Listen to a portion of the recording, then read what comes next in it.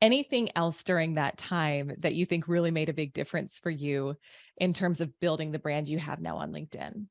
The biggest difference, without a doubt, because at the time I was sharing things that were helpful to people, no doubt about it.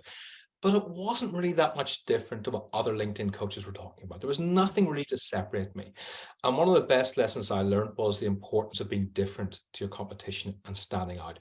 Not Mm. enough people think about that. I'm not just talking about LinkedIn or sales. I'm talking about whatever industry you work in.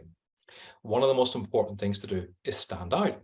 And I stood out by default because at the time I'd gone through, I'd just been through a very painful divorce before lockdown. And so I was trying to do online dating. And so Mm. I was writing about my online dating experiences quite a bit. And 2 years ago, LinkedIn was a platform people really didn't use that much for personal stories. Now, of course, so many people use it for personal stories and selfies, but 2 years ago, not that many people were. And you would have pictures of me at a restaurant, and the table opposite was empty, saying, Mm. "Have I stood up again?" It's a horrible feeling. It's just awful. But you know what? In business, sometimes you turn up and the clients don't turn up either, and they don't give you a reason why. And it's not what happens to you in life, it's how you react. So I would take my personal Oh. pain, and most of the time, I would try and turn it into a business story. In some cases, I just couldn't.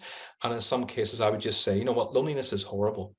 And Mm. it's so difficult when you're post divorce, you're a man in his late 40s, especially a man of color in his late 40s. The few people in my life who I thought were my best friends weren't. They were my wife's friends, and I realized that Sure. I had nothing, and you kind of feel like you're really alone in the world.